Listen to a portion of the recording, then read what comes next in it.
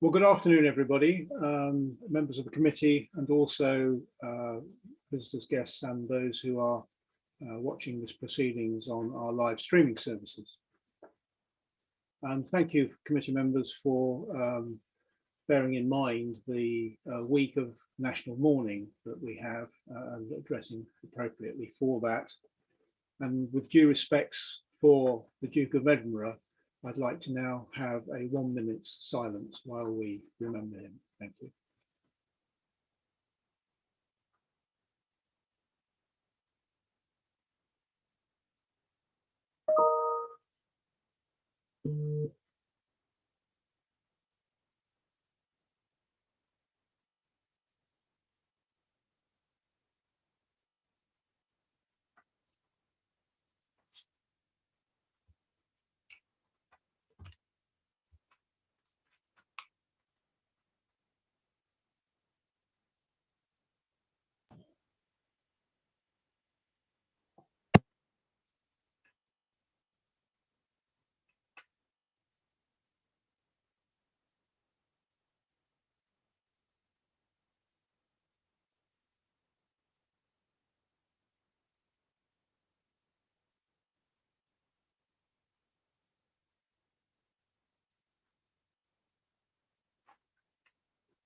Thank you, members. That's 1 minute finished.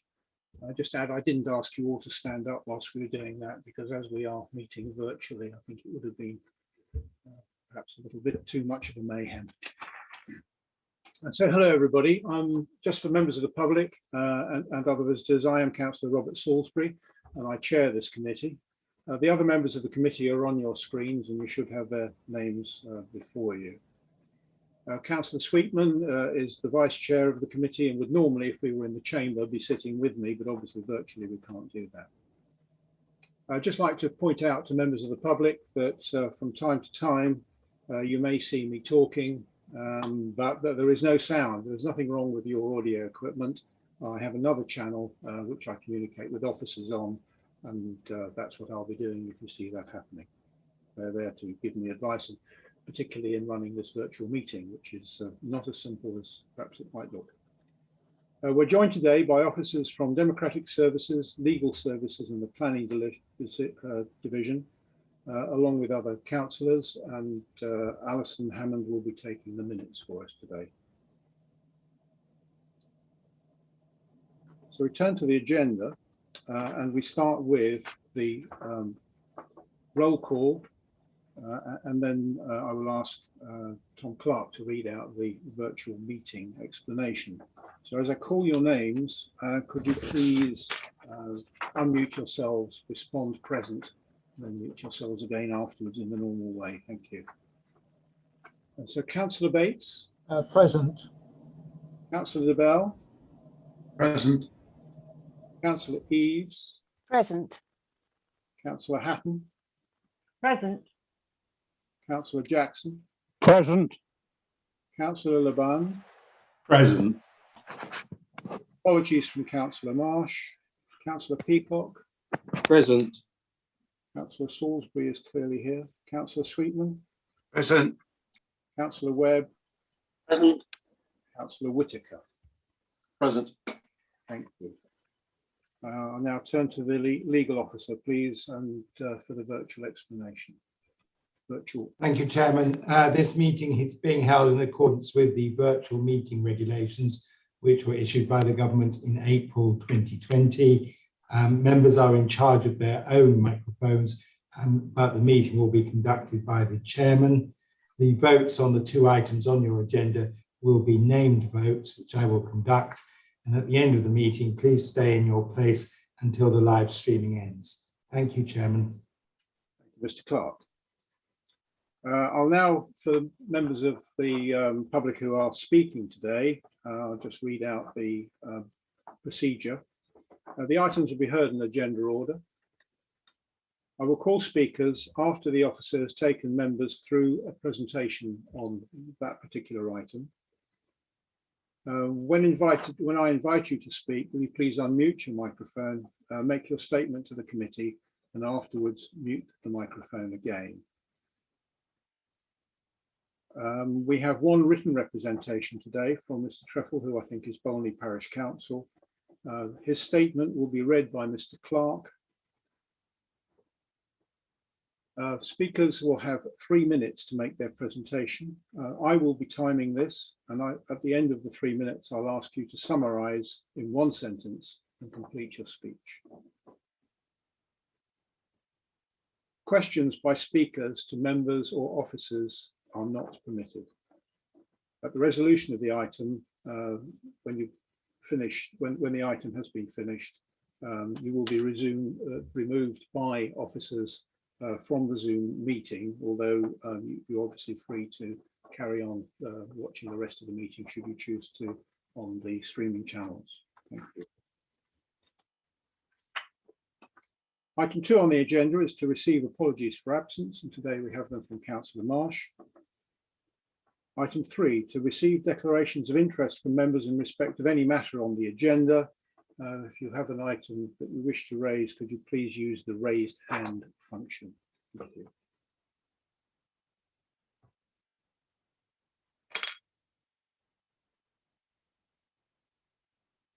I have no indications. Thank you very much.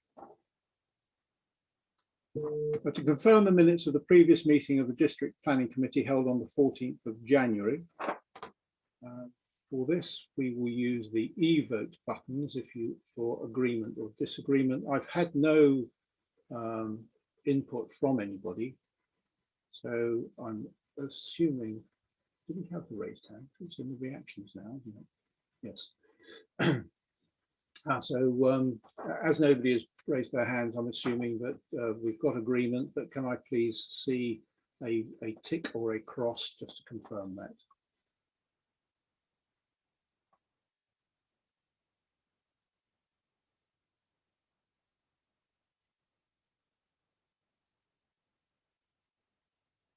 That is unanimous except for Yes, Councillor Jackson, you're having trouble with your iPad on that one. I can't, what if I connect and see the screen, so I'm in favour of the minutes. Thank you very much indeed.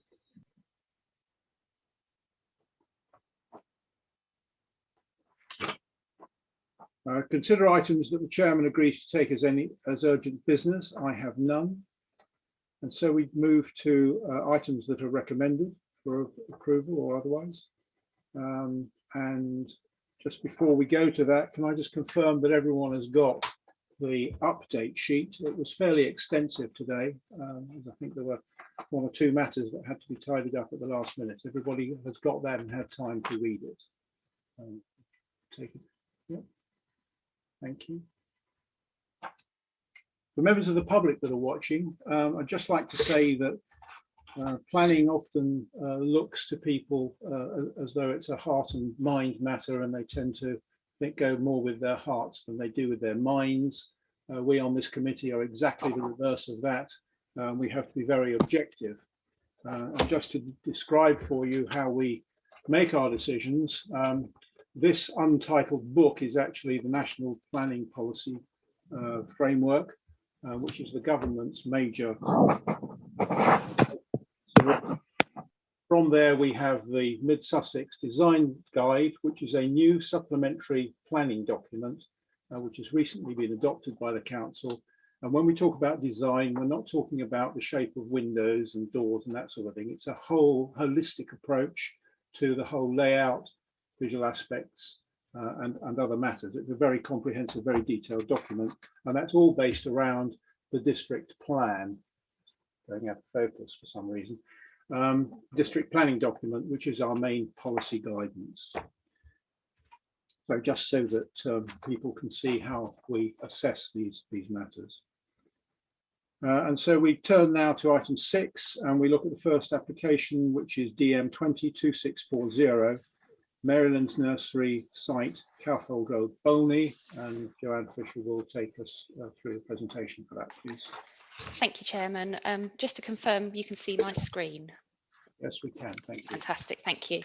So planning permission is sought for the demolition of the single dwelling and outbuildings and the erection of B8 floor space, including ancillary office space across 2 buildings with hard and soft landscaping, parking and servicing, with an altered access to be provided from the A272-23 Western Roundabout, with the existing Cowfold Road vehicular access closed.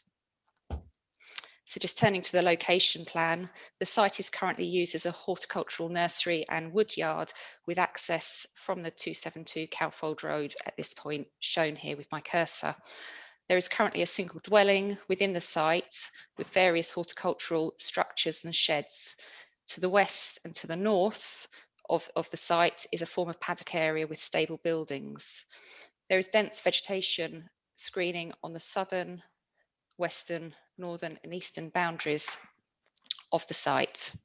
The site is bordered on 3 sides as shown here with my cursor, with the 272 to the south, the London Road to the west, and to the north, northeast, southwest, southeast is the main A23, which has a flyover at this point. To the north of the site is an existing access off a roundabout. The site is located within the countryside as defined in the district plan and the Bolney neighbourhood plan, with the built-up area of Bolney to the northwest of the site on the opposite side of the roundabout with London Road. So turning to the application itself, the proposal is to comprise of 2 large buildings to the west and to the east of the site, forming 3 commercial units for storage and warehousing with ancillary office accommodation. To the north and to the centre of the site are to be areas of hard standing comprising of car parking and the service yards. The proposal is to provide 103 car parking spaces within the site, which includes 12 electric charging vehicle points, 7 mobility impaired bays and 9 car sharing bays. There would be 32 cycle parking spaces consisting of cycle hoops and covered bike shelters. In addition, each unit is to have its own service yard as shown in these locations here, which would accommodate HGVs. Within the car parking area, there are to be trees and vegetation to soften the hard surfacing. Highway mitigation works are also proposed as part of the application with an enhanced left-hand turn flare on the London Road arm with the A272 junction as shown here. And there would also be the reprovision of the existing footway outside of the site, which currently exists, as well as a pedestrian crossing area here as well. As previously said, the access is to be taken from the A23 Western roundabout to the north of the site here, with footways into the site. A landscape master plan has been submitted, which shows the existing boundary vegetation would be enhanced with additional landscaping, trees and vegetation on the western, southern and eastern boundaries of the site, which would mitigate the impact of the development with the highway. So this is Unit 1, which is to be situated to the west of the site. Details of its external measurements are set out on pages 16 and 17 of the agenda. The building would have a double-barrelled roof with an overall ridge height of some 12.2 metres. In addition to this, the northern end elevation of the building here would have a 2-storey glazed and clad flat roof element providing reception, office and toilet areas. So the floor plan of the building showing that the total floor area would be 4,319 square metres, and on the eastern elevation would be 3 service doors and 2 dock leveller doors with roller shutters. Units 2 and 3 are to form one single building, which is to be situated to the east of the site. Details of its external measurements are set out on page 17 of the agenda. On the northern end of the building, there would be a 2-storey glazed and clad flat roofed element providing reception, office and toilets to Unit 2. And a similar 2-storey glazed clad and flat roof element would also be onto the western end of the building to serve Unit 3, which would also have similar accommodation. Both Units 2 and 3 and Unit 1 will feature a barrel vault roof design with full height steel cladding panels installed horizontally and vertically. The colours of the panels will comprise juniper and olive greens and grey. The roof will be coloured moorland green. Entrance areas will be glazed with feature aluminium flashing and flat roofs. So just turning to the floor plans of units 2 and 3, each of these units would have a total floor area of some 2,787 square metres. On the western side elevation, facing the centre of the site, would be 6 service doors, 3 for each unit. So a landscape master plan has been submitted as part of the application. This identifies that the existing established trees on the boundaries of the site would be retained and protected with suitable provision for root protection areas. Additional tree planting is proposed along the boundaries to the south, the west and the east of the site, with native tree planting and hedgerows to soften the development and improve ecological connectivity. Additional planting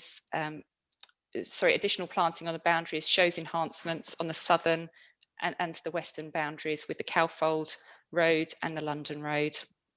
The landscape strategy aims to maintain and reinforce the soft edges of the site and provide visual separation between the site and the adjacent roads.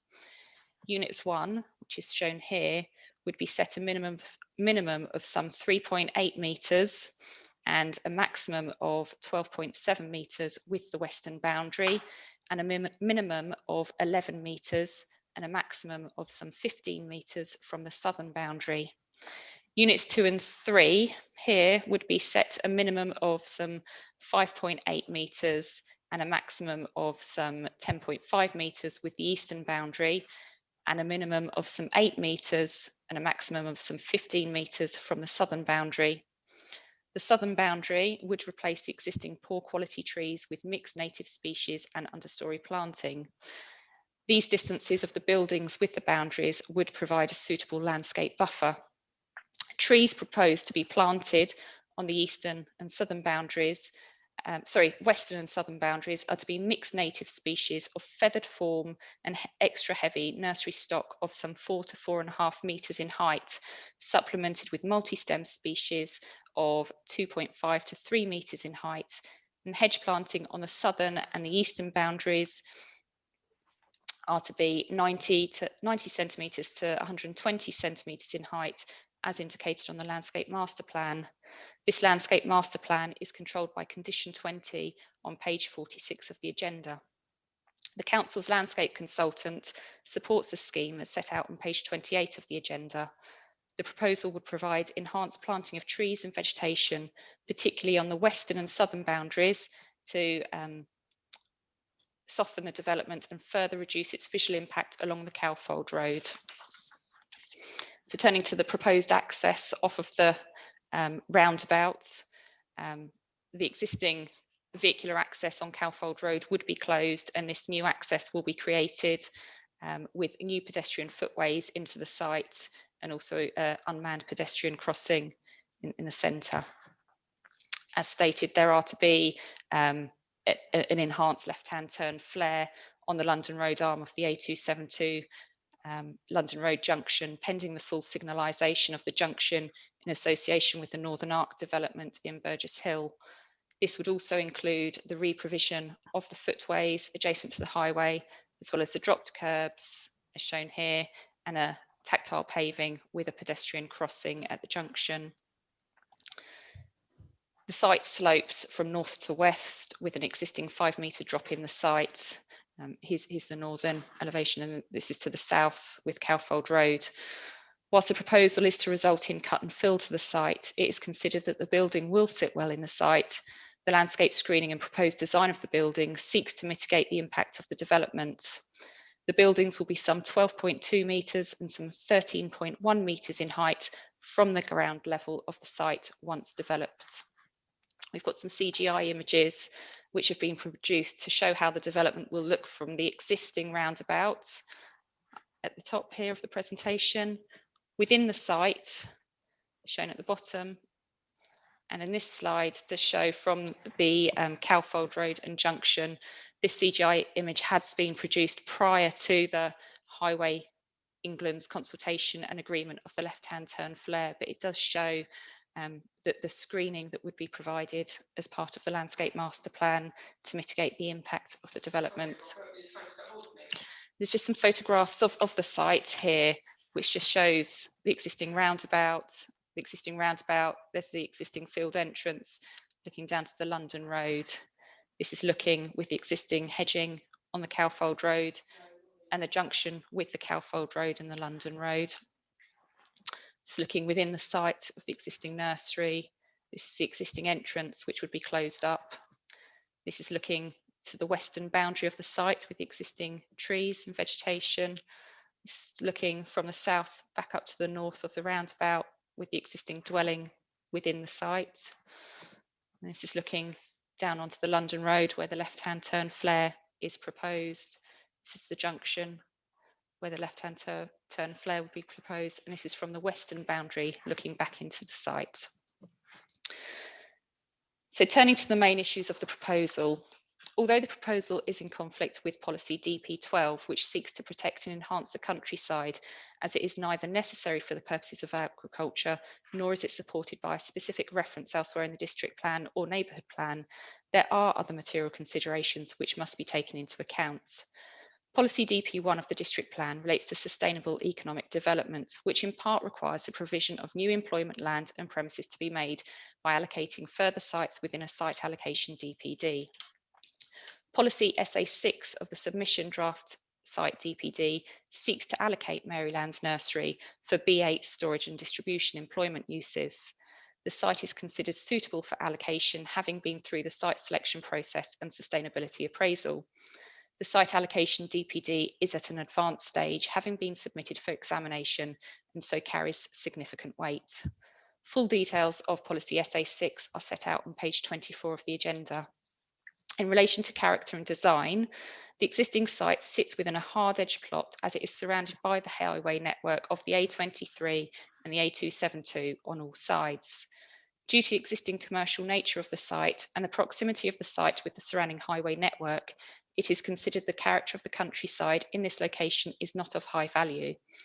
As such, a proposal would maintain the quality of the rural and landscape character in this part of Mid-Sussex.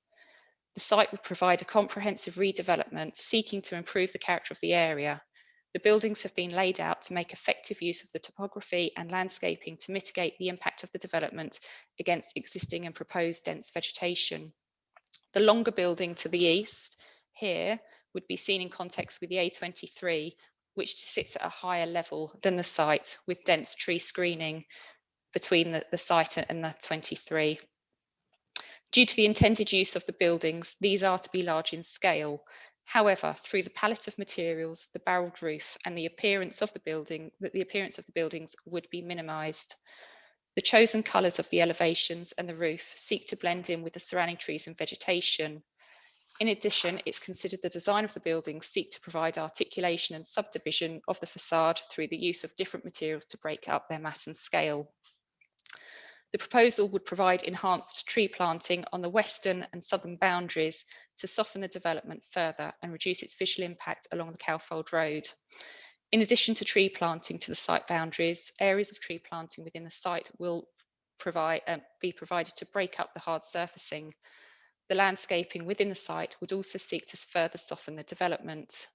As such, it's considered that whilst within the countryside, that the proposal would maintain the rural and landscape character in this locality. As part of SA6 of the site allocation DPD, there is a requirement for the development on the site to have an access from the northern roundabout, which is proposed as part of this scheme, and also to ensure the proposal would result in no adverse impact on the junction with the Cowfold Road, and any adverse impacts must be mitigated.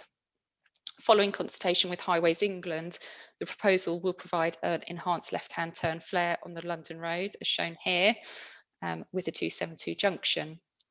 The proposal meets the parking standards set out in the West Sussex County Council guidance on parking at new developments. It is to provide a suitable level of parking within the site, as well as provide alternative options for travel as set out in the draft travel plan. Condition 19 on page 46 of the agenda sets out a travel plan condition to ensure alternative means of transport are encouraged.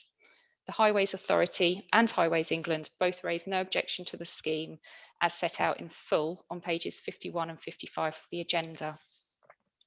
In respect of amenity, the distance of residential properties and the existing background noise levels of the surrounding highway network, it's considered the proposed development would not result in significant detriment to the amenities of nearby residential properties. In terms of sustainability, the application has been accompanied with a sustainability statement. This sets out a range of sustainable measures to be incorporated into the design of the developments to improve the overall environmental performance. This will be a fabric-first approach with air source heat pumps to provide efficient and cost-effective heating. In addition, energy-efficient lighting is proposed and water use is to be limited through water-efficient fittings and using suitable planting which does not require irrigation systems.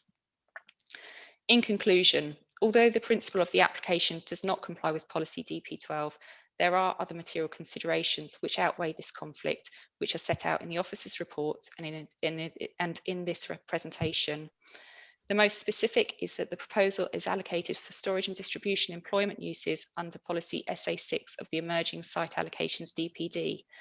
As this document has been submitted for examination, it carries significant weight.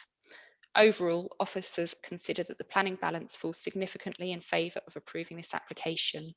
And just at the beginning of the presentation, I apologise, I forgot to refer you to the update sheet, which does look at deleting condition 15, because that is repeating condition 14.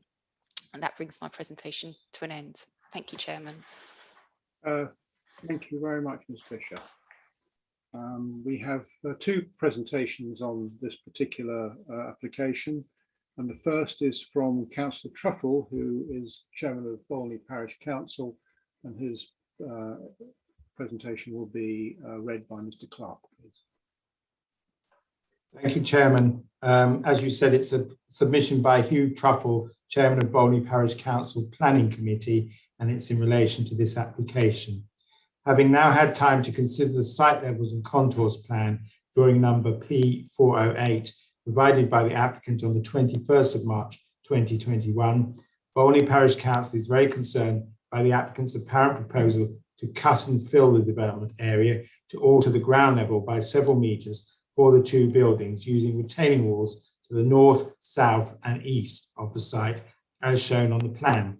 We can see no mention of this proposed change to ground levels in the applicant's documents until this contextual section drawing was submitted to MSDC on the 21st of March 2021.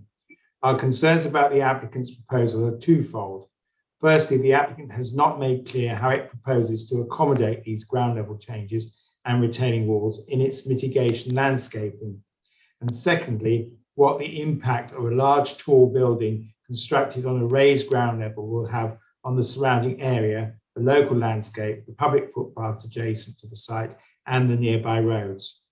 The applicant proposes that the smaller building, Unit 1, to be positioned on the western side of the development area closest to the London Road, will be sited on an increased ground level of 26.7 metres, and that the larger conjoined building, Units 2, 3, to the east of the site, will be sited at 27 metres. The proposed change in ground level for this larger building will apparently require a retained wall to the north of the building, where the change in ground levels will drop from 29 metres to 27 metres, and another retaining wall running along the east and south of the building, where the changes in ground levels vary. To the east dropping from 27 metres to 25 metres, and to the south from 27 metres to 22.98 metres at its lowest point. All elevation points are taken from the applicant's site levels and contours plan dated the 21st of March 2021. At points along the southern end of the site, the changes in ground levels will have to be accommodated in very small buffer zones between the buildings and Cowfold Road. We are concerned that the resulting unnatural steep banks or slopes will be completely out of keeping with the area and will have an unacceptable impact on the landscape. There is no mention in the applicant's documentation as to how it plans to landscape these changes in levels around the buildings, or how it will adapt its mitigation landscape master plan to ensure the proposed screening is effective. The applicant has produced a computer-generated proposed side sections drawing P407 Rev B, dated the March 2021, which helpfully has a lorry superimposed over the area to the south of the larger building, which obscures the proposed retaining wall and any sloping bank and landscaping towards Cowfold Road. As well as concerns about the impact of altering the ground levels of the development site on the applicant's proposed landscaping, we are also concerned about the impact of constructing a substantial building, units 2 and 3, on the land where the ground level has been built up by nearly 3 metres and its resulting intrusion in the surrounding area and local landscape. We note the applicant has reduced the height of the newly created larger building, units 2 and 3, to 13.1 metres as requested by MSDC. However, this reduction in height is completely negated by the applicant's proposal to conjoin the 2 units and to construct a building that is over 140 metres long and 13.1 metres high on raised land, which will result in the base of the building being almost 3 metres higher than the Cowfold Road and its roof approximately 60 metres above Cowfold Road, with very narrow buffer zone between the road and the building. We are concerned that the building will have an unacceptable impact on the local landscape and will adversely impose on the surrounding area and will fail to respect the rural character of Bolney Village. Although generally supportive of redevelopment of the Maryland site, now that a contextual section drawing has been produced by the applicant showing the impact of the sloping site on the height of the buildings, particularly at the southern end, the Parish Council objects to this proposal for overdevelopment. The western building will be very dominant for those walking along the A272, which is necessary to access the well-used public footpath to the south from the junction.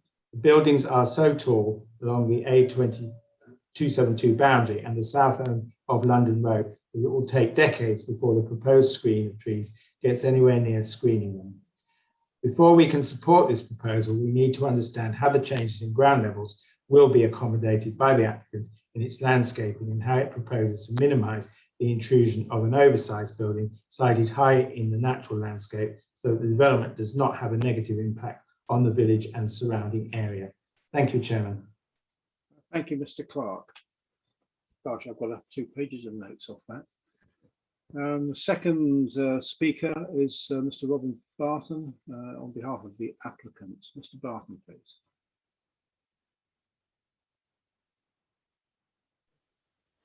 Chair and members of the committee, thank you for the opportunity to address you with regard to this development, which happily is a perfect example of the planning system delivering when needed most.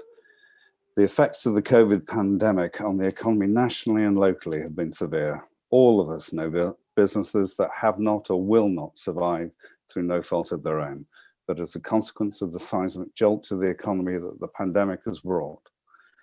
Individuals have lost their jobs because the economy has shrunk. As ministers have stressed, the planning system has a vital role to play in rebuilding the economy, and it's very pleasing to be bringing before you an application for a development that will do just that. A positive resolution of this application today will mean the certainty of new jobs on this site in May, June time next year, because we already have a Sussex-based business contracted to occupy 2/3 of the floor space proposed through the application. This is a business that will bring high-skilled jobs to the locality, not HGVs, because it is this state-of-the-art facility will be for the storage of that most modern of commodities, data. I stress it is not a parcel distribution business to serve the exponential expansion of internet shopping. A positive determination of this application today will not only release £15 million of investment by ourselves to build out the scheme, but also some £20 million of investment by that occupier that will enable it to underpin and expand its workforce with a facility that will take the business forward into new markets. The site was first identified by the council as having the potential for employment generating development in 2018, and we supported that designation through the plan making process. The proposed buildings, yes, they have to be commercially realistic in terms of their configuration, but they have been designed to respond to their location. These are not the rectangular grey sheds of Manor Royal. They have curved roofs, individually expressed office elements and extensive glazing, timber elements and cladding colours taken from the high-wheeled AOMB design guide and the Mid-Sussex design guide. The scheme fits into the site contours and provides a sustainable solution where there is not an endless stream of lorries carting material to landfill elsewhere. And we're very pleased to see that this approach, together with the extent of the landscaping buffer in the south boundary along Cowfold Road, has been endorsed by the County Landscape Officer. The impact of potential traffic associated with the development has been the subject of considerable discussion with both Highways England and West Sussex County Council, and indeed Volney Parish Council. We have been very much aware of the problems that are perceived as associated with the London Road and Cowfold Road junction, and have responded to these with the proposed improvement of this junction, which will both improve current difficulties and accommodate traffic from this development. It will pave the way for further improvement in the future. In short, Chair and members, we have a development here that has the capacity to deliver on what is most needed in the current climate: jobs and investment. We commend you the application and would hope there's a positive resolution so we can bring forward these benefits to the site by this time next year. Thank you. Thank you, Mr. Barton. We don't have a ward member with us, but they've chosen to observe rather than speak to the application. So members, it's open to you. Using the raised hand function, please, to show me that you wish to speak.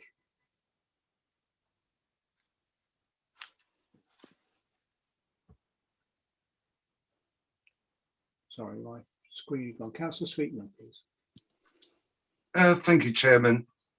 Yeah, I'm quite pleased to see this development go ahead. That site is a very unsightly one, and obviously in our policy DP1 of our district plan, it's a requirement for us to achieve 543 jobs per annum. So, you know, that goes some way to complying with that requirement. And as Mr. Barton says, you know, especially with these people who have lost their jobs, this is a good opportunity to you know, mitigate against loss of employment. I'm very satisfied with the layout. I think the design of the buildings is quite good, or very good in fact, and there's certainly adequate tree screening around the site. There's just one thing I would like to ask the case officer. On page 33, it does mention the environmental noise impact assessment about a 3-metre acoustic barriers along the northern perimeter. I just wondered, I think the environmental protection officer is saying he wanted that as a condition, but looking through the conditions, unless I've missed it, I couldn't see that under conditions. So I just wanted to bring that one up and confirm that is the case. And also the lighting, there's a condition for lighting, so I'm quite satisfied on that aspect. Thank you, Chairman. Thank you, Mr. Sweetman. The condition, can we ask Ms. Fisher to just explain the condition? Thank you, Chairman. Thank you, Chairman. Condition 24 set out on page 47 talks about no external lighting or flood lighting to be installed without prior written approval, so we can consider the lux levels. With regards to the acoustic barriers which are set out in the noise survey, that could be dealt with under the hard and soft landscaping condition of condition 20. Okay, that's fine. Thank you very much. You're happy with that, Councillor? One of the things remiss of me to say, but would like to welcome Steve Shaw from West Sussex County Council Highways with us. So if people have specific highways questions, I've asked him to come along today because I know that the London Road, A272 Cowfold Road junction may raise concerns. I don't know whether it does or not, but in case it did, I've got him here to answer your questions. Councillor Bates, please. Thank you, Mr. Chairman. Yes, well, I'm going to raise a highway matter, but overall, I'm happy with this particular application. I think it's a very good use of the site. As for dominance, when you consider you're looking at a flyover in the background, I think it will help to mitigate that. The issue I picked up early on was the presentation of the parking spaces and then quite a lot of cycling spaces. That's pretty good, but it's a place which is not going to attract a lot of cycling to it, I think. But next door to this, running alongside near the A23, is the NCN. That's a National Cycle Network route. So it does afford an opportunity for people to be encouraged to cycle, probably from the Burgess Hill area. But there is no real direct access offer there into the site. And I would ask for an informative that this could be looked at with the county council and the proposals to try and find a way of getting a cycle route more directly into the lower end of the site, rather than trying to go around the roadway system. You know, it's something that I would cycle around and do. So I come from Cookfield side, so I'd be on the A272, but that somehow I'd have to turn off of a busy road, whereas I would like to use the cycle path link or crossing and get into the site more directly. So that's the point I would like to make. Okay, thank you, Councillor. Well, the case officer will have heard that, as will Mr. Shaw. So as details of more details of the highways issues come forward, I'm sure they'll put that into consideration. I have to say, the idea of crossing from the site, that network across the Cowfold Road into the south side, when you've got a new left-hand streaming road there, they would have to discuss in detail. It's out of my remit, I'm afraid. Councillor Laband, please. Thank you, Chair. I concur with the comments so far that this site is untidy, it's unsightly, and I think the photographs of the current location reflect very poorly upon the area, and the proposed development, apart from its benefits in terms of sustainable development, in terms of employment, etc., will improve the visual amenity of the area if approved considerably, and also enhance and make a positive contribution, I think, to the Bolney village location. So this is something that I would wholeheartedly like to support. It's in terms of what it offers, it's one of the best applications I've seen for a long time come forward like this. Particularly for this very kind of sustainable location close to the A23. What I do have one question. Is the officers are able to show us actually roughly where the acoustic screening required under condition 21 is likely to be sited? Because I couldn't see that come through on any of the slides that clearly. That's it. Thank you very much. Okay, thank you, Councillor Laband. Ms. Fisher, do we have a landscape view that shows the acoustic barriers? Yes, we do, Chairman. If you just bear with me, I'll just load up both my presentation and another element that I can then show you, which will show it both better. Just bear with me. So you should now have the site plan on site. If you just bear with me, I'll just bring up the relevant PDF as well, so I can then talk you through that. So the acoustic fencing is to go to the northern element of the car parking. Just bear with me, to along the boundary here, around here, up to around here on the northern side, and also on the southern element, taken around here, and also on this element here where my cursor is showing as well. And that is controlled by condition 21, the acoustic fencing, sorry, not condition 22, as I said earlier.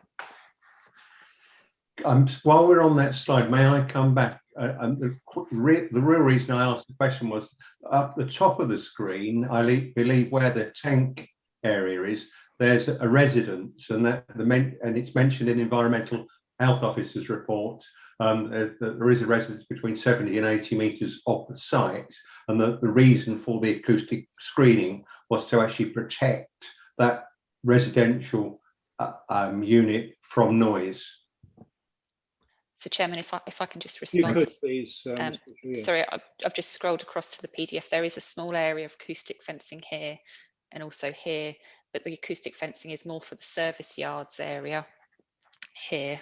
But because it is some 69 metres away and you've got the background noise of the A23, the Environmental Protection Officer was satisfied that that would be acceptable with the acoustic fencing positions. Okay, thank you for that. We'd like to take that screen down now, and we'll move please to Councillor Whitaker. Thank you, Chairman. I'd like to thank Mr. Barton for some very useful additional information about the application in terms of economic sustainability. So thank you for that. Good to know that there's a local firm, a county firm, that will be using it. And also, I thought the CGIs were excellent through the information. So thank you. I was impressed by Councillor Truffle's statement from Bolney Parish Council Planning Committee. Clearly gone into it in a lot of detail. He picks up on the point that the urban designer made in his report. I think it was page 67, about he had concerns about the levels, and at that stage there was no section information, but clearly there is now. Can I just ask the planning officer if the urban designer has now got sort of greater reassurance on those level details? First of all, that's question number one. And secondly, in terms of highways, it mentions obviously that the traffic signalling is dependent on the Burgess Hill Northern Arc. Can I ask about the certainty of timings of that? Is it related directly to the planning condition, or is it related to the progress of Burgess Hill Northern Arc? Thank you. Thank you. We'll take the Mrs. Fisher will probably give us an answer on the urban designer's comments, which I understand is now content with, and then we'll ask Steve Shaw to comment on the highways aspect. So Ms. Fisher first, please. Thank you, Chairman. I must confess the urban designer hadn't seen the site sections and the levels. Officers were satisfied with the information that has been provided with the landscape plan, and the landscape consultant is satisfied that the mitigation measures are there to work with the scheme to mitigate the impact with it. The site levels were taken from sea level data, which is where the confusion I think has been caused. The buildings are 12.1 metres from ground level on the site and 13.1 metres in height for units 2 and 3 from the site. So we are satisfied that that is acceptable. Thank you.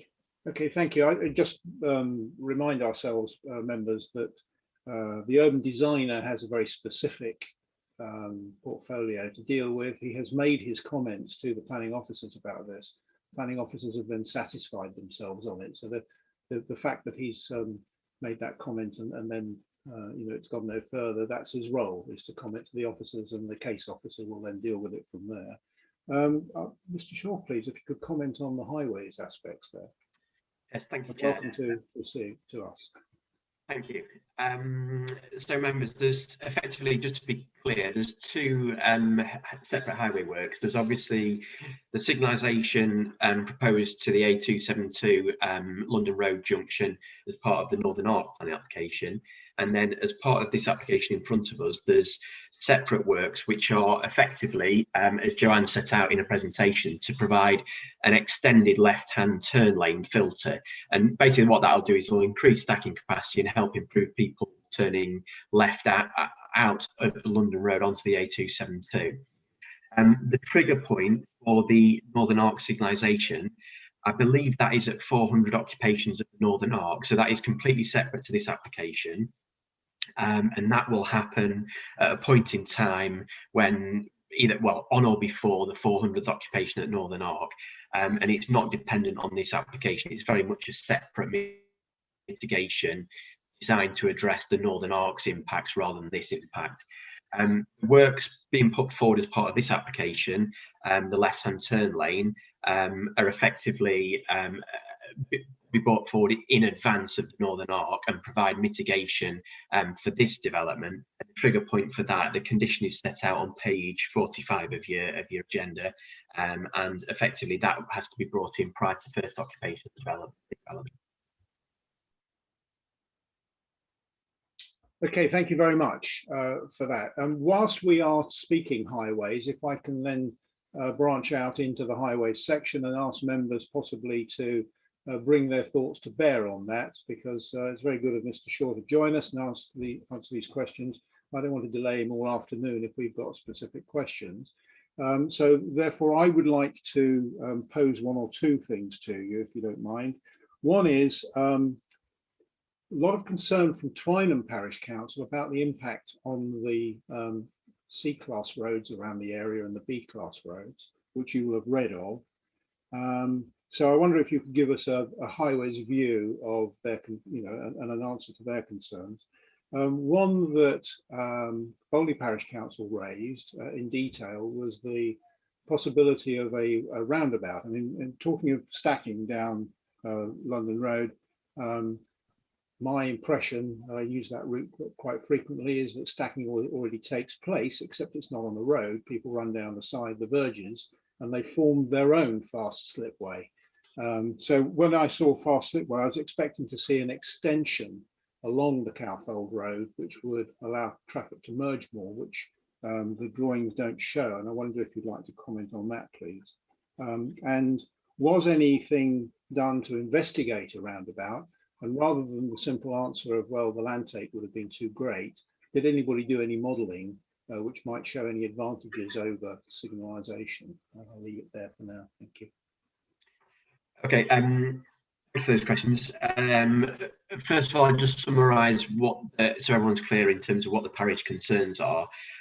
As I understand from the correspondence that I've seen with the parish council, their primary concern is that as people leave the M23 and effectively come down southbound on London Road and then hit the priority junction with the A272, that there is the delay there effectively and vehicles are delayed. So what they're tending to do to travel westbound on the A272, they're coming off at Hickstead Junction and then travelling through more rural areas. And I think that's what the general concern is. I'm not aware, and West Sussex aren't aware in terms of having evidence of that. It's circumstantial in terms of the local residents reported that. I'm not aware of any sort of traffic data that gives evidence to that, but that's not me saying that that doesn't take place. In terms of this application, obviously, the developers come forward and done modelling of that junction, and it's shown that it is over theoretical capacity in a future year scenario. And effectively, what the dominant cause of that is effectively the traffic growth over time in the future, rather than the development traffic itself. Development traffic that's forecast to go through the junction, the applicant's forecast numbers of, in the AM peak, be 26 vehicles going through that junction. In the PM peak, it'll be 24. So we are talking very small numbers over an hour.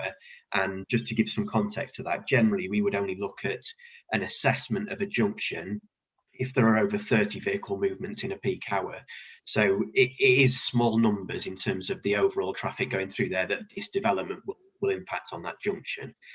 And what we have to do is be mindful of what the impact is from the development. What we can't do is look at development mitigating existing problems.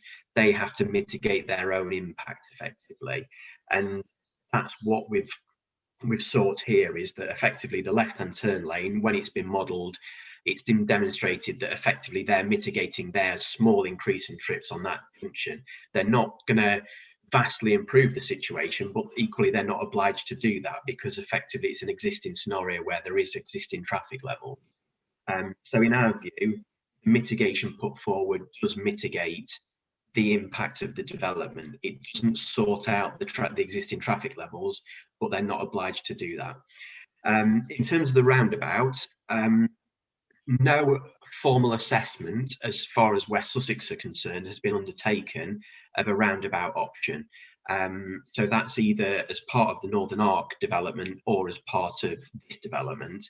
I think there are potentially issues with land ownership and owning the third-party land that the chair touched on there.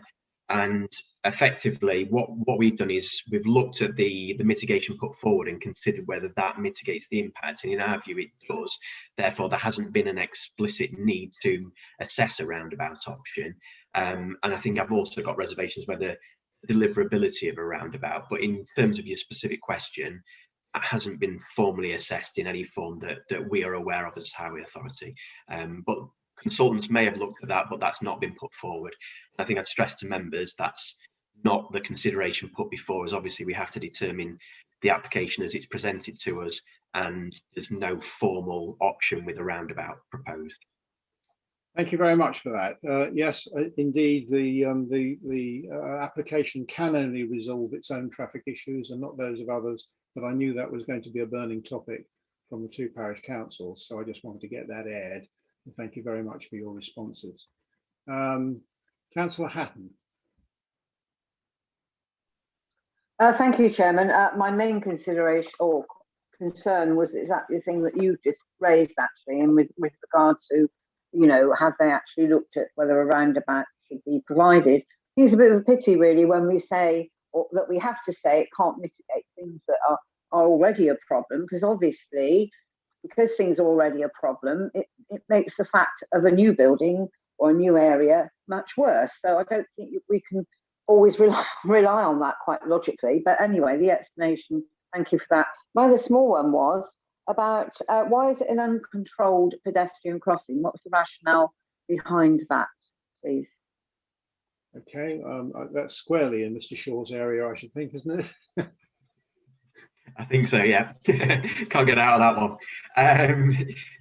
Just to clarify, which crossing are you referring to? Because I think there are two locations where there are crossings proposed. There's one where there's an uncontrolled crossing at the site access, and then there's also one at the A272.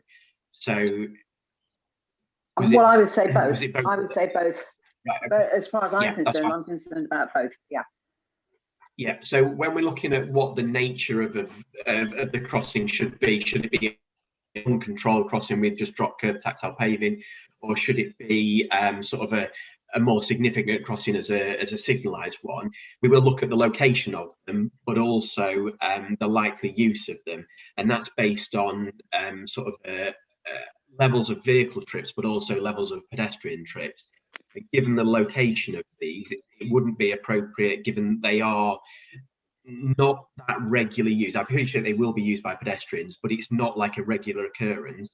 There could be issues with sort of, you put a signalised crossing where there's heavier pedestrian use than in these locations. And also the location's so close to a junction, it probably wouldn't be a safe location for a pedestrian, signalised pedestrian crossing, because you need that forward visibility to a pedestrian crossing. And also, when you have a signalised junction, you have the zigzag lines at the side of the road to sort of have a clear space and a distance from the crossing point to make sure it's safe for all users. These locations are right on top of junctions where vehicles are moving, so it wouldn't be appropriate to have that short stopping distance. So we go for an uncontrolled crossing over a preference signalised one in those types of locations.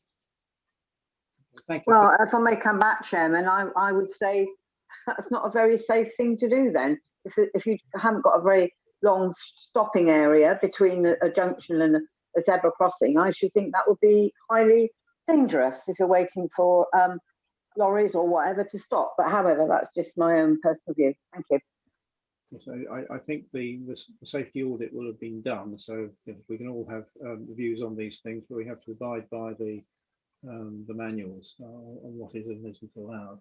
Can I just ask if any member has specific highways matters that are beyond our case officers' ability to answer, whether whilst we've got Mr. Shaw here, because I'm conscious that we're, he possibly has other work to do, and so if we could direct highways questions specifically to him, if you could show your hands in the screen.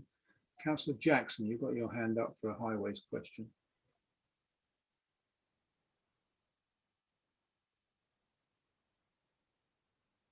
Are you having trouble unmuting?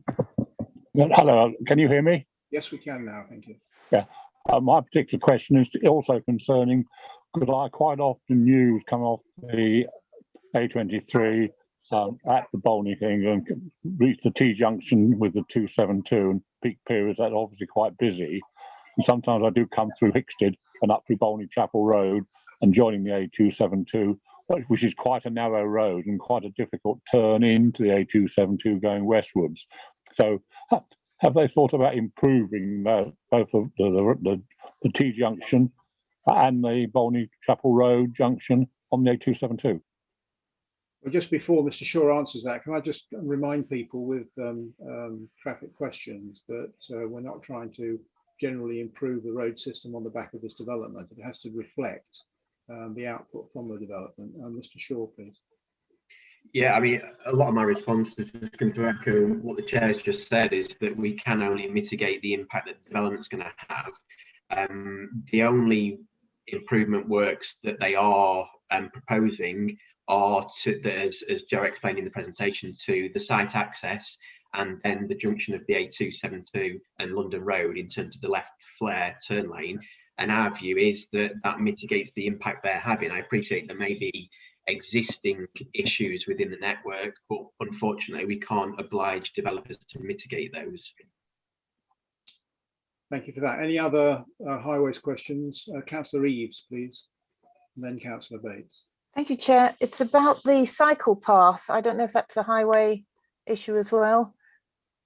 The cycle path is a bit of a disaster. It's a really bad example of how to do a cycle path.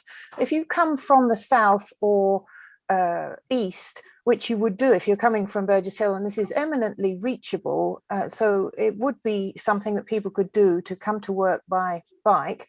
You have to cross the Cowfold Road, which you take your life into your hands. There's no refuge in the middle. Then you wend your way up the side, the eastern side of this site. You come to the top. If you're going further on, you have to negotiate these metal barriers. You have to weave around them. You have to cross two bends of fast flowing traffic, and then you find yourself up on a pavement to the north of this site. The whole thing is a disaster, and you get stared at by dog walkers because they think, what are they doing on the pavement?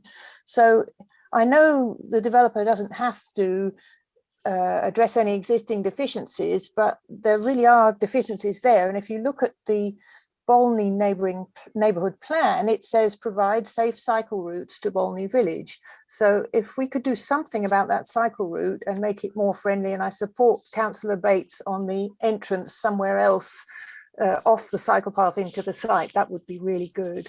I have other points, but that's my highway point. Thank you. Thank you. Councillor Bates, please. Right, we'll cut it down a bit now that Councillor Eaves has spoken basically what I was saying before, but we come back to the travel plan, page 4619, and there's been no mention, no discussion from highways about this issue, about the NCN route next to the site, trying to encourage alternative transport. And also that Councillor Hatton mentioned about the uncontrolled crossings. Well, of course, you've got an uncontrolled crossing for the cycle path on a national cycle network route. It's not good. So I wanted some sort of reassurance from the county that they were going to go away and look at the issue that's now been raised by 2 or 3 councillors here. Mr. Shaw, I'm sure you'll have that in your mind as you go away. What's your immediate thoughts, please? So I think in terms of direct connections into the cycle route, there aren't any specifically proposed as part of the development, as members have suggested. In terms of access to from cyclists, it would be through the main site access. So they could cross the Cowfold Road on the route, and the route heads north, and then they would effectively turn left and be able to access the site through the main site access point. I think, again, it comes down to what we can reasonably insist on from the development side, and the likely level of trips that are going to be associated with this site. And I think it was Councillor Bates, I might be wrong, so apologise if it wasn't you, raised the issue in terms originally and highlighted the low level of cycle trips because of its location. And I think it will be relatively low. That's not to say that we don't want to encourage and try and unlock those trips and try and encourage people to cycle. But I think when we're asking for mitigation and asking for cycle infrastructure, we have to be mindful of the likely use of from cyclists to a development site. And I think unfortunately it will be relatively low, predominantly because of its location, because it is in a relatively rural area with relatively busy roads surrounding it. So it hasn't got that sort of that immediate connection to those cycling trips, which predominantly the most of the time are going to be relatively short distance because of the nature of cycling. I think what we are seen to be doing though is we do want to encourage cycling, and what we've done on this application is we've secured a good level of cycle parking. So if people do want to cycle there, and it may be the more confident cyclists that do want to go there, they have got a means to secure the bike and a secure place to secure the bike. And also we have secured the travel plan via condition, and we can seek to have some of those incentives to try and encourage sustainable and active modes of travel to and from the site. And we will work with the developer through the travel plan to try and encourage and unlock sort of the more sustainable and active travel to and from the site. Okay, thank you for that. Are there any more questions from Mr. Shaw? Otherwise, I propose that we let him go and get on with his work looking at important issues like cycle access across the A272. Do I see any other hands, please? No. Well, thank you very much, Mr. Shaw, and for your attendance here today. And you will be able to leave the meeting now. Thank you very much indeed. Okay, thank you. Moving on, members. There are many other matters to discuss. Have we got any further debates? Councillor Eaves, please. Thank you, Chair. Yes, Mr. Shaw's gone, but I think he's underestimating the advent of the electric bike there massively. But another point was, this is a south-facing slope, this site. So it seems to me it's a bit of a missed opportunity not to have put solar panels on the roof. I do like the barrel roofs, but it seems a missed opportunity. And I think as such, it contravenes DP 39 and para 153 of the NPPF, which says that you should take account of the landform to minimize energy consumption. Having said that, of course, I like the air source heat pump. Secondly, there's no mention of biodiversity net gain. I wonder if the chair can perhaps tell me whether that's law yet. Even if it isn't, NPPF para 170 says one should enhance the natural environment. So could the developer put in some owl boxes, some Swift bricks? These are big, high buildings. You can do quite a lot with them. Next point, there aren't really enough charging points, 12 out of 103, that's 13%, that's not great. And lastly, perhaps the most important thing, what about runoff? This is now going to become a massive concrete pad. Can we at least put a condition in about grasscrete for the parking spaces? Thank you. Thank you. I think in terms of runoff, there is a condition which requires them to bring before the case officer their plans for the runoff. I think Ms. Fisher can probably confirm that for us. And in terms of the biodiversity, putting owl boxes in and things, we've got something to do with design integrity and pleasing the wildlife at the same time. Ms. Fisher, would you like to pick up on those, please? Thank you, Chairman. Turning to, first of all, the drainage, we have got suds, which are proposed on the site rather than grasscrete. We would prefer suds rather than grasscrete. With solar panels, the proposals to have barrel vault roofs to minimise the impact and to blend it in with the area. Solar panels wouldn't tend to work with that, and it would draw the visual appearance in more. With regards to birds and bat and owl boxes, we've got just ecological enhancements of increased mitigation planting, which will provide ecological enhancements within the site itself, which is considered acceptable. also, turning back to sustainability, the site is to have air source heat pumps, which is considered appropriate because of the barrel vault roofs where we can't have solar panels. Thank you. Thank you. Any other hands raised, other issues to raise? If not, nobody wishes to speak. I'll look then for a motion. Do I have any motions? Yeah. Sorry, Councillor Peacock, please. I'm happy to propose approval, Chairman. Thank you. Do I have the seconder for that? I'd like to second that, Chair. Councillor Band. Thank you very much indeed. Yeah. So we have a proposal to approve and a seconder for approval. We will take the vote with Mr. Clark, who will now take over to run the vote on approval for this scheme, please. Mr. Clark. Thank you, Chairman. On page 12 of the report, the proposal is recommendation A and B because the section 106 agreement is required. So in terms of that, Councillor Bates. For. Councillor DeBell. For. Councillor Eaves. For. Councillor Hatton. For. Councillor Jackson. For. Councillor Leband. For. Councillor Peacock. For. Councillor Salisbury. For. Councillor Sweatman. For. Councillor Webb. For. Councillor Whitaker. For. That's unanimous, Chairman, in favour of the recommendation. Thank you very much indeed. So for the recommendation, it's recommended that planning permission be approved subject to the completion of a satisfactory S106 legal agreement to secure infrastructure contributions and the conditions set out in Appendix A.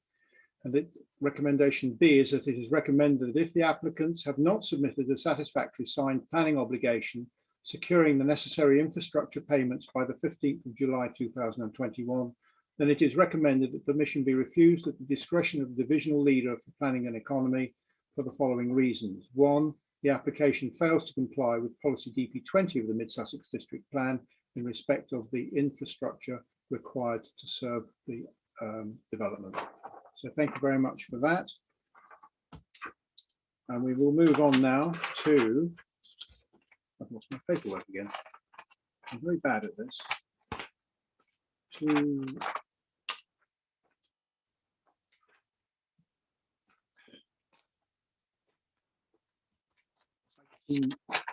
which is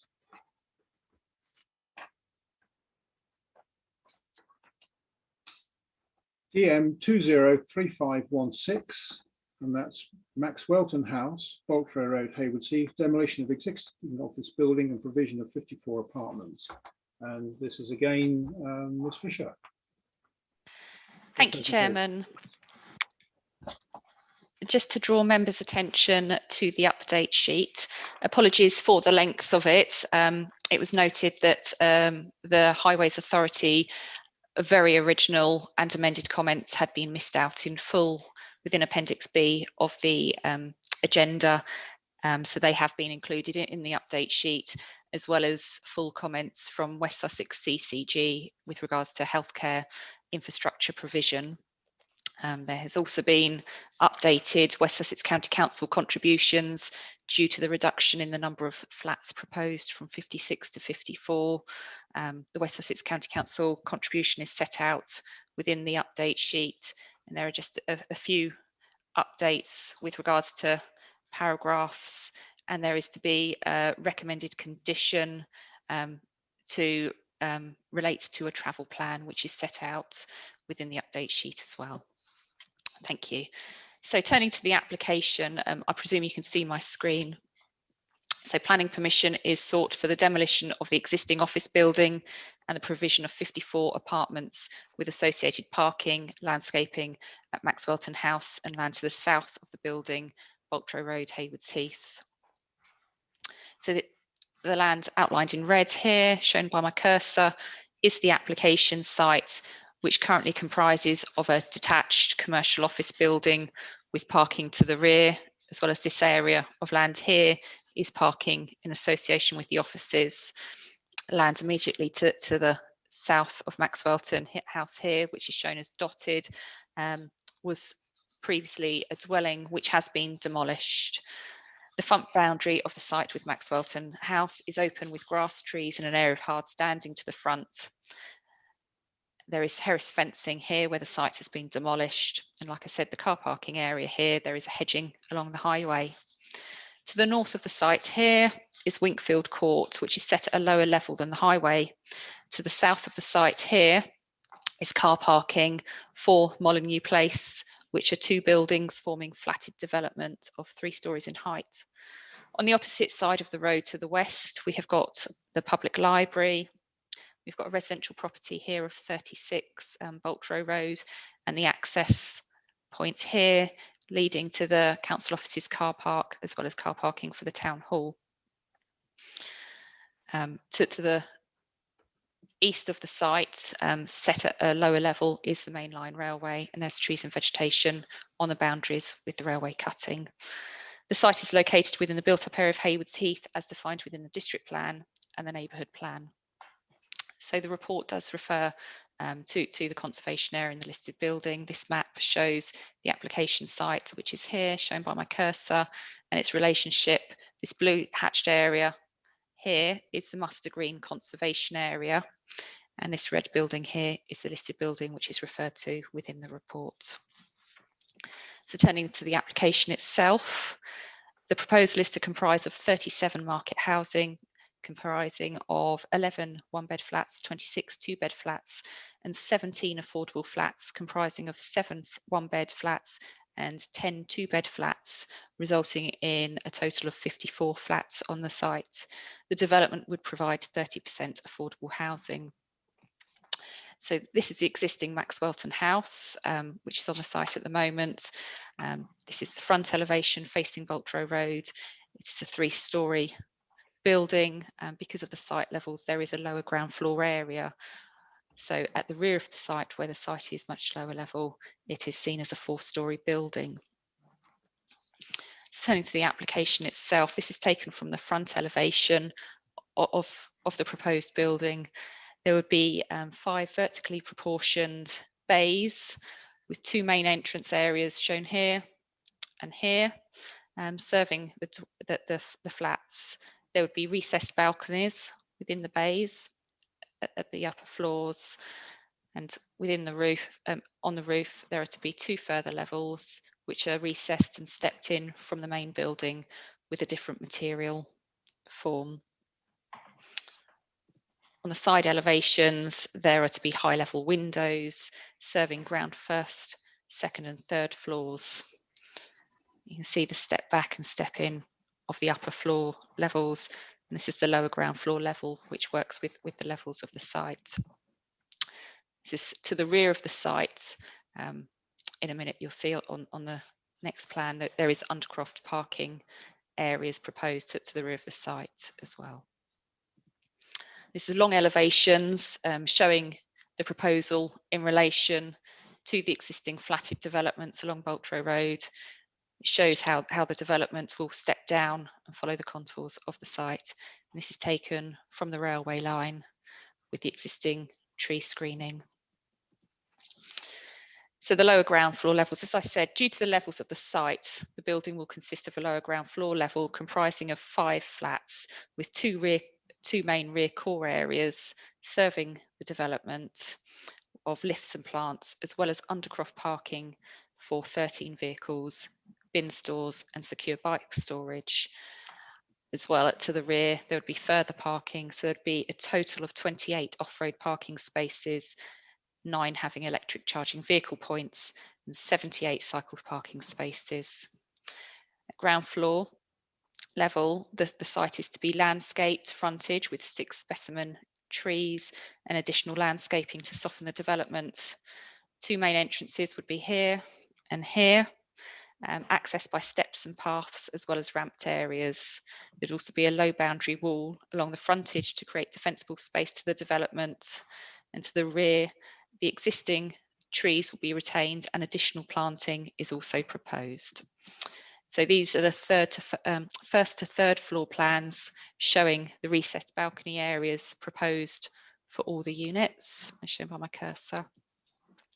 And then the fourth and fifth floor levels, as I said, these are to be stepped in from the front and the sides of the main building.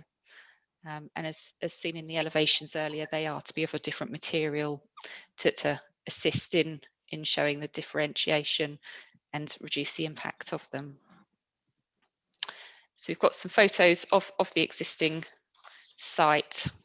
This is Maxwellton House site where the former house has now been demolished. The existing access, which is to be retained into the site, and the relationship with Winkfield Court. This is to the rear of the site, showing the existing hard surfacing, existing boundary hedging, relationship with Winkfield Court. This is looking to the south of the site where the house has now been demolished. This is the existing parking area where the development is also to be located, with Harris Fencing and Maxwellton House here. This is looking down Boltrow Road from the Town Council offices. And this is looking at the corner from the library back up. So turning to the main issues, for the principal, Maxwellton House has permission through a prior approval for the conversion of the existing office to 9 flats. While the loss of the commercial use of part of the site is regrettable, in light of the recent approval to convert the building to residential and the site not being identified as an employment site under policy SA 34 of the Council's Site Allocation DPD, it's considered that the loss of the site for commercial and the redevelopment to residential is considered acceptable. As a proposed development is within the built-up area of Haywards Heath, the principle of additional windfall housing development is acceptable under policy DP6 of the district plan and policy H8 of the neighbourhood plan. In relation to character and design, the Mid-Sussex Design Guide supports site optimisation within design principles DG31 and DG32, which reflects policy DP26 of the district plan. The site is identified as being within the coarse grain urban area within the design guide, which is suitable for site optimisation. Principle DG31 seeks to focus development in sustainable locations where there are opportunities to promote a greater concentration of development in town centre locations identified as being within a coarse grain area. DG32 allows for the intensification of sites for 4 to 6 stories in height, and DG33 states that there may be potential for tall buildings where the building's height, scale, mass and volume is proportionate to its role and position in the local context. Whilst it is acknowledged that the building is significantly larger than the building it replaces and those surrounding it, there is clear support for increased density in town centre locations, which can be achieved through taller developments within the design guide. Due to the levels of the site, the building would be read as a 4-storey building due to the lower ground level and the 2 additional storeys on the roof set back and in from the main building line. The proposed design minimises the prominence of the building. In addition, the proposed front elevation provides articulation, which reduces the building's apparent scale, with the 2 top floors set back with a different material to minimise their prominence. As such, it's considered that the proposal would sit comfortably within the site and its surrounding context. The design of the building is considered to be of good quality and meet design principles of the design guide. Due to the design and proposed materials, it is not considered that the proposal will detract from the character of the area or the street scene. Both the council's urban designer and the design review panel support the scheme. In respect of heritage assets, as identified in the presentation earlier, the site is situated to the northeast of the old house, a Grade 2 listed building, which lies on the opposite side of Boltrow Road, as well as within the setting of the Muster Green Conservation Area. The Council's Conservation Officer considers the development would result in less than substantial harm to the setting of the Muster Green Conservation Area. However, this harm would be at the lower end of the scale.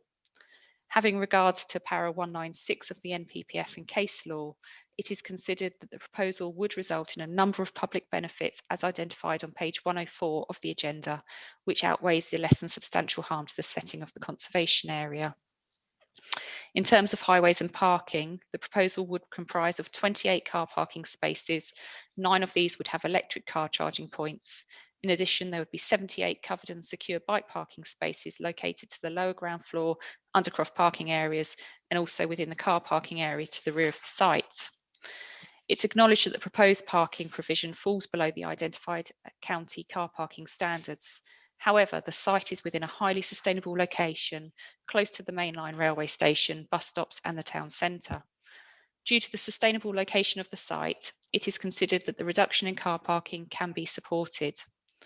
To ensure the proposed parking allocation of 28 parking spaces is sufficient, the applicant has undertaken a review of local census data and a parking beat survey of the local roads.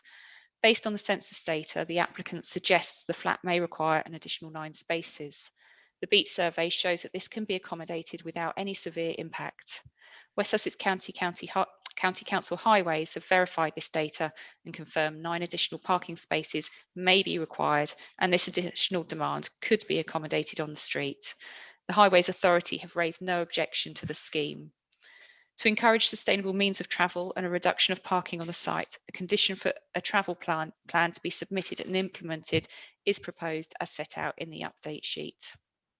In respect of amenity, concerns have been raised in respect of overlooking and a loss of privacy to the residential amenities of 36 Boltrow Road opposite the site. Whilst it's acknowledged there would be a high amount of fenestration on the front elevation to serve the development, there would be a distance of some 28 metres between the proposed front of the building and the residential property of 36 Boltrow Road with a highway between. Such relationship distances are considered acceptable. The proposed development is to be set a minimum of 13 metres and a maximum of some 14 metres with Winkfield Court with a side-to-side relationship. Due to the relationship and the proposed fenestration to the north elevation, it's considered the proposal would not cause significant detriment to the amenities of residents on Winkfield Court. Officers consider that in the context of the district plan and neighbourhood plan, the proposed redevelopment of the site complies with the development plan, and there are no material planning considerations indicating a decision should be indicating a decision should be made otherwise than in accordance with it. That brings my presentation to an end. Thank you, Chairman. Thank you very much, Ms. Fisher. We have one presentation on this site, which is Mr. Robert Wild. Is Mr. Wild with us? Thank you, Mr. Chairman. I'm an owner at Station Quarter Apartments, which is an apartment building at the northeast end of Boltrow Road, and I'm objecting to this application based on the low number of parking spaces proposed by the applicant. The council will see that more than 20 letters objecting to the application have been submitted for this reason. By way of background, there have been a large number of developments on Boltrow Road in recent years, including 26 new flats at the northeast end with no off-street parking. Boltrow Road currently has 61 spaces, but only 12 unrestricted spaces. All other space has a 1-hour restriction, Monday to Saturday, and despite working with Councillor Wickham Marachi, the parking services team to date have refused to make any changes to the 1-hour restriction, even though the street has become more residential in recent years. There's very high demand for the unrestricted space. You often have to circle to park or use Muster Green or Paddock Hall Road. Sorry? Oh. Further demand for space is created by visitors to the library, the Broadway and the Town Hall. The committee should also note that the road has a range of residents, including elderly people and young families, and that the premises retain high value and therefore are likely to attract buyers with vehicles. The current application is proposing 28 spaces for 56 flats, a ratio of 0.5, which does not meet West Sussex County Council's guidance on parking for new developments issued in September 2020. Within this document, Boltrow Road is defined as Parking Zone 3 and the adjacent Ashton Down Ward Parking Zone 4. Based on this, a ratio of between 0.9 and 1.3 spaces per unit is required, totaling between 50 and 73 parking spaces. Whilst the applicant is seeking an exemption, I would argue that the supporting documents are insufficient to justify the proposal. The documents relied upon include the census, which is now a decade old, and the mode parking study, which includes misleading calculations, including counting parking on the council gated access road.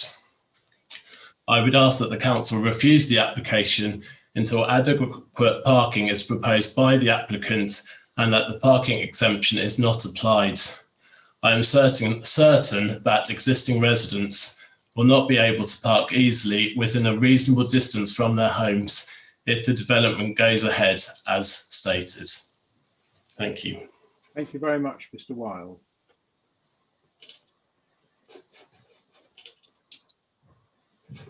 Members,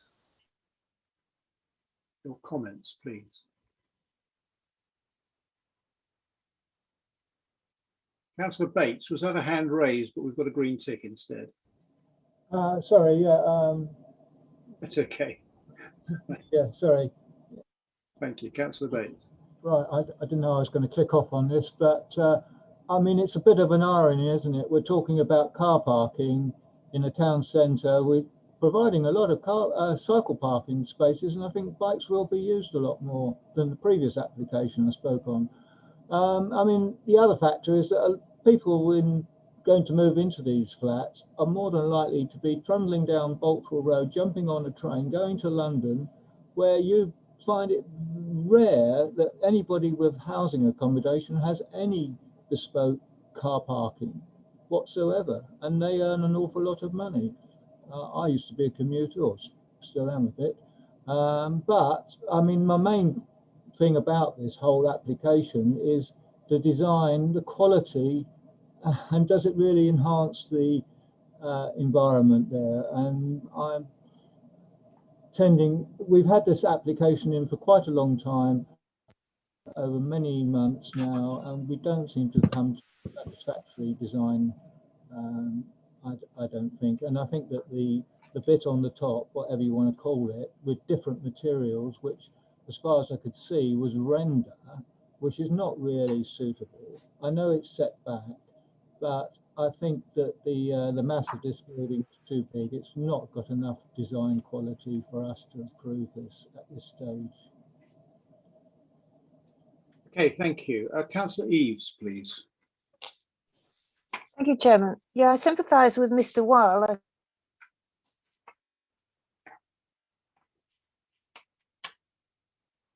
Sorry, we've lost you, Councillor Eaves. Sorry. I'm just saying I'd really like the idea of a car club, which is mentioned, I note, in the travel plan, but it only talks about one space, whereas I'd like to see, say, 3 such spaces and the developer supplying the 3 cars. They'd have to be electric, so they'd have to be the EVCP spaces as well. And then the people in these flats wouldn't need to own their own car. That's what we need to get away from, car ownership. So yes to a car club. I don't know quite how that works, but it would be great. Okay, thank you. Councillor Whitaker, please.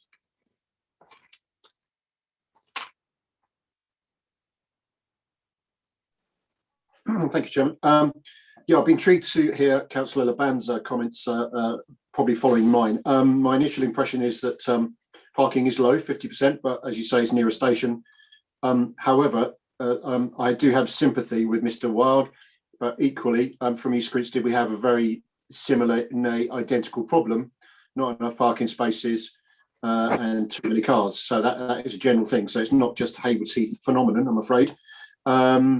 I note that with interest that the Haywards Heath Town Council support, but have a design reservation in terms of the use of the red brick against the urban designer. So I'd like potential planning officer comment on that, please. With the DRP support, I would also note that it's got about £330,000 worth of financial contributions, which are not insignificant. But the front elevation does show that the building is extraordinarily large by comparison to the street scene and its neighbouring buildings, which is a slight concern. It does seem on the toppy side to me, but be very interested to hear Councillor Laban's comments in particular. Thank you. Okay, thank you. Councillor Laban, then. No pressure, then, is there? Thank you very much indeed, Councillor Whitaker. Yes, I've been along since inception on this particular application and seen the design grow. And yes, it is on the large size, but I don't think the councils in particular should be frightened about building something kind of effectively quite spectacular, or at least contributes to the presence on the site. I do believe that if we try and blend in terms of mediocrity, we're going to end up with a kind of blancmange flavoured custard, which none of us want. We want something a little bit more aspirational in our town centre. Councillor Eves and Councillor Bates have mentioned the parking provision for cycles. There are 78 on this particular site. Nine of the vehicle spaces will have electronic vehicle parking, and I believe that the developer, or I understand the developer, intends to actually conjure into future-proof for future provision of more electronic vehicle charging spaces as and when they're needed. The car club has been mentioned. There's room there. Whether or not it happens, I couldn't tell you as a ward councillor. Certainly there is elsewhere, certainly I think in Paramount Road, there was also a similar discussion on the building opposite the Premier Inn, which is 150 flats. In terms of parking, provision is on the low side.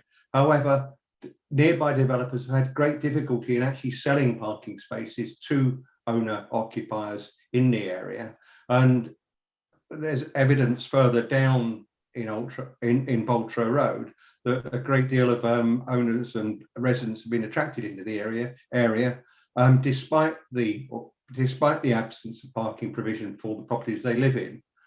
So from a forward economic looking perspective, I see this as a very positive move. And no, we don't want to actually encourage more car ownership in our towns. We want to actually see a sustainable development with cycle parking, electronic cars.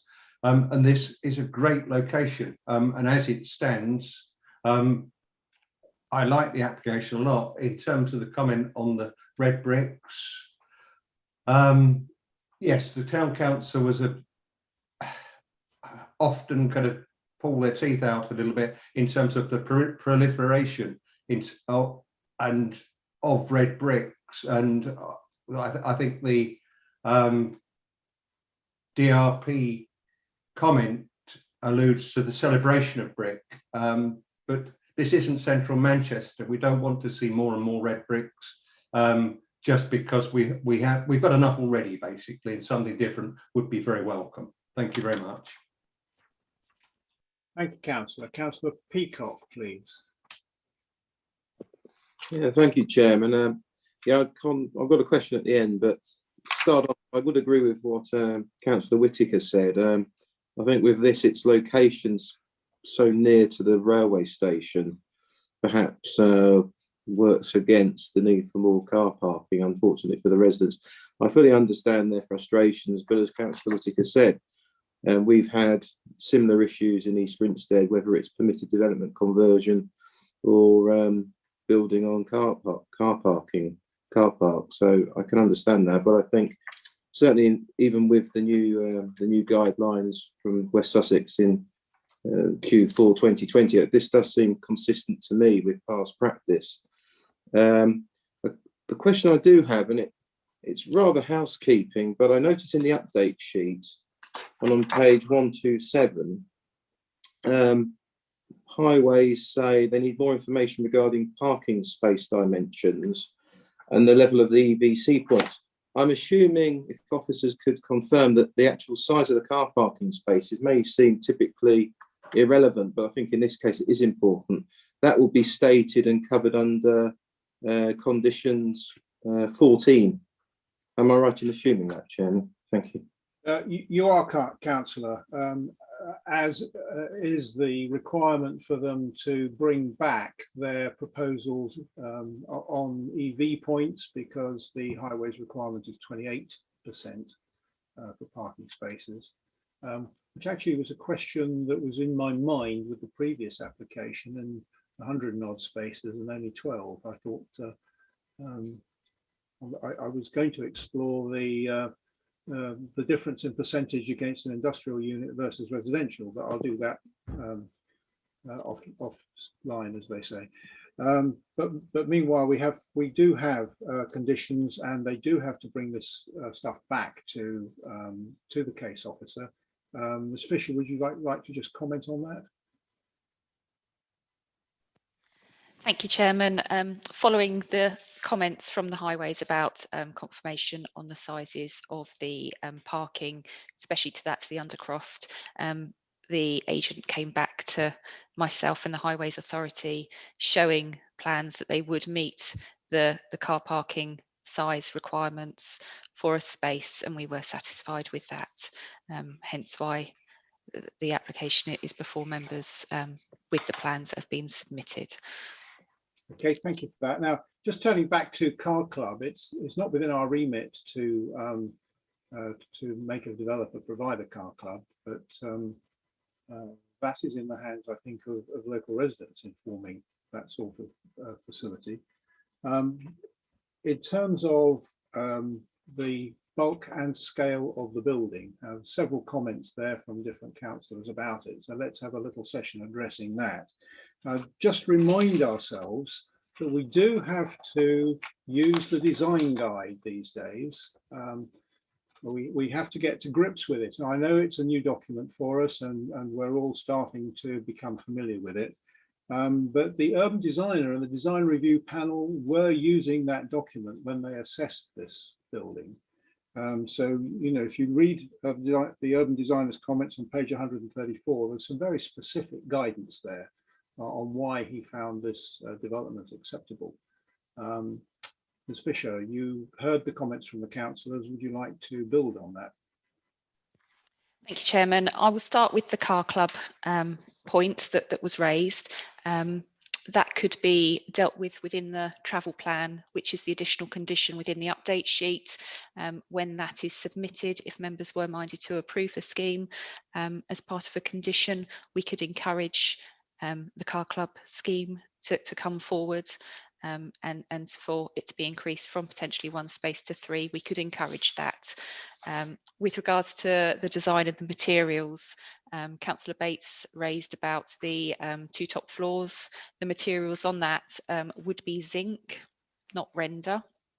They're zinc panels. With regards to the design, as the chairman has said, that the design review panel and the urban designer supports the scheme. It has come forward with the design guide in mind, which does support site optimization within coarse grain areas. Whilst it is appreciated, it is larger than the surrounding developments in the site. The design guide is and policy DP26 is looking at site optimization, which is also supported within the NPPF, and the government do now look at permitted development of additional floors to existing buildings. So it is considered that this level of development and this height is acceptable in relation to the design guide. You have to remember, because of the sloping levels of the site, it would be seen as a 4-storey building, because the lower ground floor level, due to the levels and sloping away of the site, it wouldn't be as apparent, which is similar to Molyneux Place to the south. And the 2 additional floors are set back and of a different material to reduce the impact and the prominence of it. And so it is considered acceptable. With regards to the points raised by the Town Council who support the scheme, they raised about brick. There is an informative where the design officer has asked for red brick because it is a predominant feature within the locality, and obviously proposals do seek to fit in and blend in with the character of the area.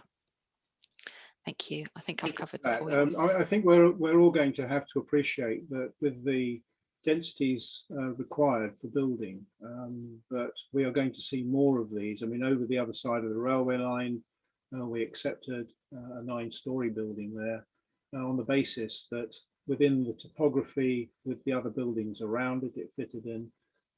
This one, to my my viewing of it and looking through the design guide for principles to apply, the mitigation of the zinc on the top floors works for me in terms of minimizing the apparent visual height of the building. And I think as you come down the street level, you'll see the dominant facade, and that'll be the bit that you pick up. We're going to see a lot more slightly taller buildings. I think that it's good that we've retained it to this sort of height, and that we're not ending up with a London or a Manchester. When we reflect the market town that Haywards Heath is. Councillor Hatton, please. Thank you, Chairman. I do recall some years ago now that we agreed a block of flats in Burgess Hill that was in the town centre, but not as near to facilities as this one is, where they agreed it with no parking at all. I think the only thing that this leads to, with unfortunately, is a sort of ungainly scrabble for places, which we can't, do anything about. But as long as those places are big enough for the cars to be able to manoeuvre in a gentlemanly manner and not have, awful fights over it, I think this is a good design, and it's encouraging that people can walk to the town, they can walk to the station, and I think we should approve it. Thank you. Thank you, Councillor. Yes, there's a dichotomy here, isn't there, of all the policies moving to reduce car use and ownership, and here we are saying we need more spaces for cars. So we have to get our minds around that one. Councillor Band, have you got a new point, please? Thank you, Chair. Yes, I just thought I forgot to remind members that the top roof of the building has photovoltaic panels as well to contribute. I forgot to mention that, so apologies. Thank you. Thank you, Councillor. In fact, it has a very large array on the roof with quite a powerful output. I believe, Ms. Fisher, you actually have some details of that, because I know I asked you about it. Yes, thank you, Chairman. There are to be 68 solar panels, which provides a peak output quoted as 16.1 kilowatt per hour. A major contribution through the solar network. Thank you. Actually, one of the things we were talking about EVs, electric vehicle charging points, and earlier on, Councillor Hatton raised the idea. I think it was Councillor Hatton raised the idea of, or maybe it was Councillor Eves, about the electric scooters, and I'm just wondering whether in the future we're going to see a demand for plug-in facilities for electric bikes and scooters rather than for cars. I'm not quite certain what system you use for an electric bike, but yeah. Councillor Jackson, please. Right, thank you, Chairman. I'm sorry, I sort of had a sort of device mess up and sort of lost you for a bit. My particular question concerns number of children are likely to be involved, school-age children. I know these are 1 and 2 bedroom flats, mainly for sort of single people, childless couples, and possibly older people moving in from more remote areas into the town centre. But the algorithms for working out the number of extra pupils is quite small. But if you're going to have people moving from family houses into flats, it's going to free up more family houses, and therefore probably a larger number of school-age children need to be accommodated. I know we've got problems in Sussex with a shortage of places at the Downlands Secondary School. Has that calculation for possible extra requirements for school pupil places, and this is therefore linked to the Section 106 contributions towards education? Thank you for that question, Councillor. The algorithms, I think, are pretty well proven, in that people who do a specialist training in working out where children are going to be do address these things. And on page 128 of the report, which I'm sure is the one you were referring to, you'll see that for this number of flats, they're suggesting that 2.39 children will be attending primary school. And I think the 2.39 doesn't mean part of a child, it means somewhere between 2 and 3 children will end up at that school. And for secondary schools, it's 1.7. So it's either 1 or 2 children. Now those numbers do look significantly low. I accept that, but also if you don't mind me giving you an anecdote, some of you have heard it before, but sometimes I get a bit sort of concerned about this stuff, and I actually go back and go and do some counting. And on one famous occasion, I sat outside the development from 6 o'clock in the morning until 6 o'clock at night, through the peak rush hours and through the school times, to check the traffic movements that highways had proposed, because I thought they looked ridiculous. And you know, they were spot on to within a car. I couldn't believe it. And I can only assume, should never assume anything, but I take it from previous evidence that these numbers will be supported by anybody that we ask about them. So you're quite right to raise the provision of education in the area locally about numbers of families, but this particular development is only likely to require 3 or 4 school places, which the Education Authority tells us can be accommodated. Mr. Chairman, just to come back to you, part of my question was that if some of the people are downsizing from family homes, the houses they're vacating will provide an extra requirement for the families going into those released homes. My question is, has that been taken into account? Without having someone from the education, I mean, there's Fisher. You deal with these people all the time in varying cases. Do you have any in-depth knowledge about the algorithm that they use, or perhaps the divisional leader might have a view on that? Thank you, Chairman. I'm not an expert on it. The county have a calculator. However, we can only take into consideration what is being submitted as a scheme. We can't look at other houses that people would be downsizing from where it is. So we can only consider contributions to the flats that are submitted and before us. Yeah, and I'm sure that the understanding of movement within an area will be part of their consideration. But I mean, offline, I can get some answers for you, Councillor, about how that is worked out. Okay, thank you, Chairman. Maybe I can come in here, Councillor Salisbury. Yes, please. Is that the child yield calculator is based on a robust set of evidence which demonstrates that this is the level of children that will come from these property units. It is the sole purpose of that particular team at county to do these calculations, and the evidence base is huge, and they do sense check it. So I'm confident that this is the level that will come out and be the child yield for the site. I love that phrase. On our families, we now have child yields. Okay, thank you. Do I have any other comments, please? I see nobody wishing to investigate further. Do I have anybody who would make a proposal on this site? Move a motion. Councillor Laban? Can I propose that we follow the recommendation and support this application, please? Thank you. I have Councillor Laban who is proposing a motion of approval. Councillor Webb? I'd like to second the proposal. Thank you. So I have a proposer and a seconder. I see nobody with any other motions to raise. And therefore, I will ask Mr. Clark once again to do a named vote on the recommendation, which is to recommend that planning permission be approved subject to the completion of a satisfactory S106 legal agreement to secure infrastructure contributions and affordable housing and the conditions set out in Appendix A. And recommendation B, it is recommended that the applicants have not submitted a satisfactory signed planning obligation securing the necessary infrastructure payments and affordable housing by the 15th of July. Then it's recommended that permission be refused at the discretion of the divisional leader for planning and economy for the following reasons.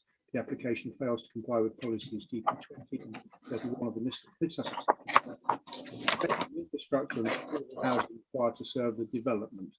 That is the motion. Mr. Clark will run the vote, please. Thank you, Chairman. Councillor Bates. Abstain. Councillor DeBell. For. Councillor Eves. For. Councillor Hatton. For. Councillor Jackson.